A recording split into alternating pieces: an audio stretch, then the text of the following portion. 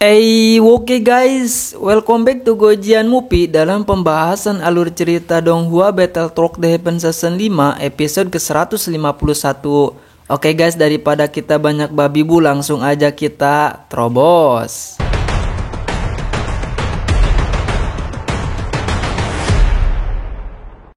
Seperti yang sudah sama-sama kita lihat di episode sebelumnya, antara pertarungan Xiaoyan dengan Guyu yang dihentikan oleh Tong Xuan karena menilai teratai api pemusnahan Xiaoyan bukanlah hal mudah yang dapat Guyu atasi. Setelah pertarungan itu dihentikan oleh Tong Xuan dan meminta kedua pemuda itu untuk kembali ke tempat masing-masing karena Tong Xuan akan mengambil alih pemimpin upacara kedewasaan. Xiaoyan pun kembali ke posisinya. Ketika itu tatapan Xioner yang penuh kekhawatiran kepadanya, tapi Xiaoyan tidak terus membiarkan Xioner untuk mengkhawatirkannya dan berkata dia hanya kehabisan doki dan meminta Xioner untuk fokus menyelesaikan pengujiannya. Xioner melompat karena pelafon pengujian setelah sebelumnya mengungkapkan kekecewaannya atas perlakuan tidak menyenangkan selama Xiaoyan berada di klan Gu dan berkata dirinya akan membalas penindasan yang diterima oleh Xiaoyan. Keamaran Xioner dengan tatapan tajam yang mengarah kepada tetua so keras itu membuat Tong Xuan salah tingkah karena Tong Xuan memahami betapa besarnya keamarahan Tuan Putri tersebut. Tong Xuan berusaha meredam amarah Xioner dengan berkata jika tantangan semacam ini adalah satu-satunya cara agar Xiaoyan diakui oleh klan. Meskipun begitu, Xioner dalam hati kecilnya masih belum terima atas perlakuan yang diterima oleh akang tercintanya dan meminta perlakuan semacam ini adalah yang terakhir kalinya.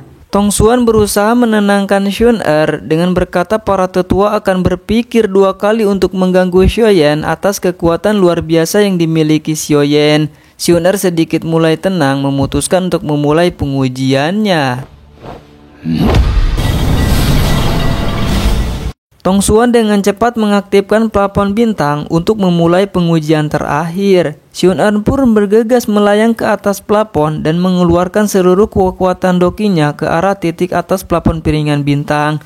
Plafon piringan bintang itu menyebarkan kekuatan Xioner ke seluruh plafon yang menciptakan 8 bintang dengan cepat.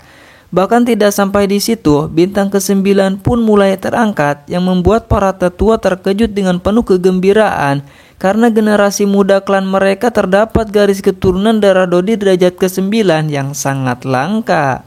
Namun pencapaian Xioner tidak sampai di situ, yang kemudian bintang ke-10 atau bisa disebut bintang terakhir mulai terangkat, yang membuat semua orang dan para tetua dibuat terkejut karena terdapat keturunan luar biasa yang bahkan tidak dapat ditahan oleh piringan bintang. Piringan bintang tidak lama kemudian meledak ke segala arah dan 10 bintang pencapaian Xioner sebelumnya menyatu menjadi satu yang membentuk bintang mini berwarna emas yang menembus langit seketika itu memancarkan cahaya emas yang mengkilaukan mata semua orang yang melihatnya.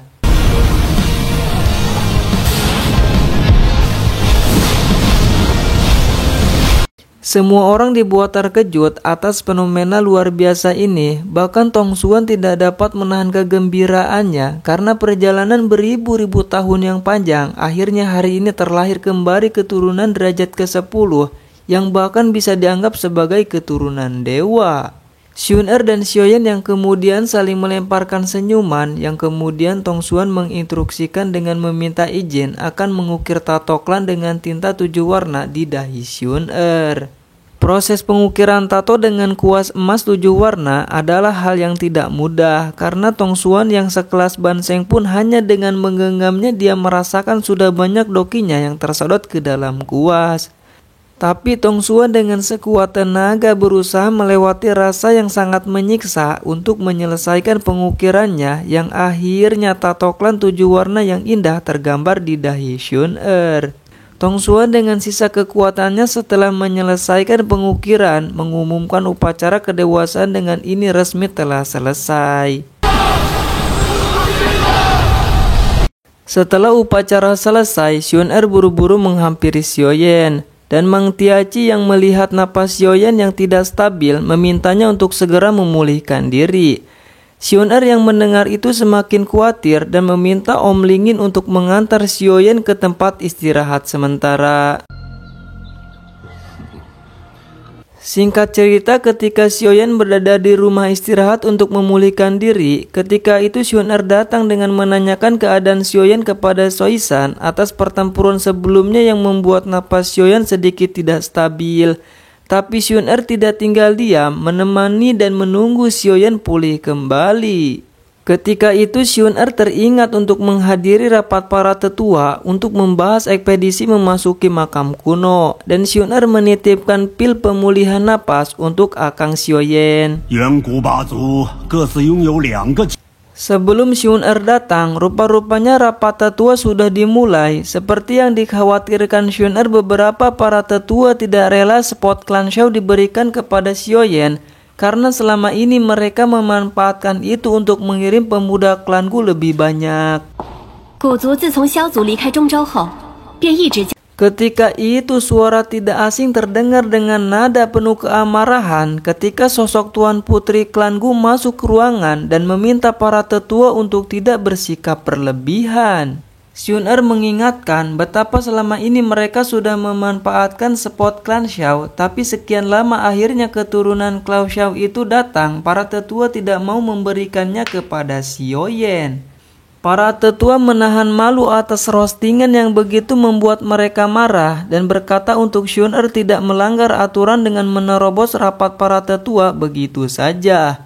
Namun Xun tanpa gentar sedikit pun langsung meledakkan tato klan 7 warna di dahinya yang membuat Tong Xuan mengingatkan para tetua betapa tinggi derajat yang memiliki tato emas 7 warna yang bahkan bisa disejajarkan dengan tetua Agung Qi.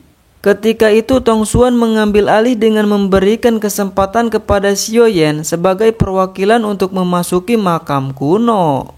Xun meninggalkan rapat para tetua dengan hati lega setelah memperjuangkan bagian Xiaoyan untuk bisa memasuki makam kuno.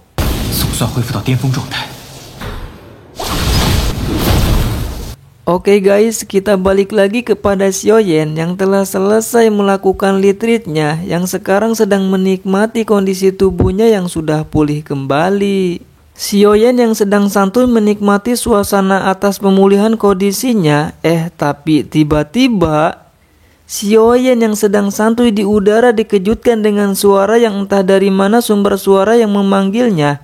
Xiaoyan yang tidak merasakan hawa pemilik suara yang berbicara kepadanya menjadi sedikit gugup. Ternyata pemilik suara yang berbicara kepadanya adalah Gu Yuan. Xiaoyan yang baru mengetahui sumber suara yang berbicara kepadanya menjadi salah tingkah sendiri, karena sekarang dia sedang berhadapan dengan calon bapak mertuanya alias bapaknya Xun.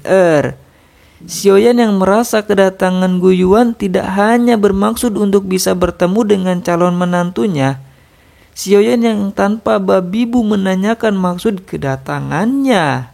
Gu Yuan pun tanpa banyak basa-basi mengutarakan maksud dia menemuinya adalah Gyo Kaisar kuno Tose. Gu Yuan yang meminta Gyo Kaisar kuno Tose yang sebelumnya dia menjelaskan bahwa dahulu terdapat dodi terakhir bernama Kaisar kuno Tose yang digadang-gadang menyimpan tempat rahasia untuk menerobos ranah dodi. Tapi sayangnya, tidak satupun orang yang mengetahui tempat peninggalannya. Tapi Tong Xuan merasa Gyo Kaisar kuno Tose memiliki keterkaitan sebagai kunci rahasia peninggalan Kaisar kuno yang telah terbelah menjadi 8 bagian. Xiaoyan yang terbengong menatap tangan Gu Yuan yang meminta menyerahkan Gyo Kaisar. Tapi Xiaoyan menolak permintaannya karena Gyo Kaisar kuno Tose juga merupakan suatu hal yang menyimpan jejak jiwa Shoujen, ayahnya Xiaoyan yang bisa dianggap masih hidup. Untungnya tidak lama kemunculan Xun dengan tatapan memperingatkan bapaknya kalau-kalau mengganggu akang tercintanya. Gu Yuan yang melihat anak gadisnya ngambek dibuat tidak berdaya. Dengan pasrah, ketua tertinggi klan itu memutuskan untuk pergi sebelum melihat anak gadisnya semakin marah. Xun yang menebak-nebak atas maksud kedatangan bapaknya meminta Xiaoyan masa bodoh ajalah sama bapaknya dengan memberikan kabar bahwa para tetua telah mengembalikan spot klan Shao kepada Xiaoyan sebagai perwakilan untuk memasuki makam kuno. Xiaoyan yang mendengar itu sangat gembira. Xiun-er mengajak Xiaoyan untuk segera sama-sama menuju gerbang makam kuno yang rupa-rupanya telah dipenuhi oleh 8 masing-masing generasi muda klan kuno.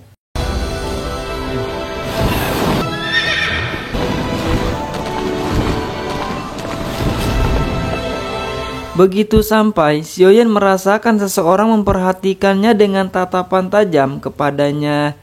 Xiun-er mengingatkan untuk Xiaoyan berhati-hati kepada perwakilan klan Hun. Tidak lama kemudian kemunculan Tong Xuan dengan mengumumkan bahwa setiap klan hanya memiliki 2 kuota untuk memasuki makam kuno, dan perwakilan ini memiliki kesempatan tinggal di makam kuno tidak lebih dari 3 tahun. Setelah menjelaskan peraturan, Tong Xuan dengan segera mengaktifkan segel makam kuno dan dengan demikian ekspedisi memasuki makam kuno akan segera dimulai. Akhirnya Gu Sun-er, Xiaoyan, memasuki makam kuno untuk menemui leluhurnya Xiaoyan yaitu Shou Xuan. Gimana guys? Episode kali ini tuh kita seperti disuguhkan dengan kebucinan Xiun-er kepada Xiaoyan yang akan melakukan apapun demi akang tercinta. Oke guys, saksikan episode selengkapnya dan BTW bantu subscribe Gojian Movie. Bye bye.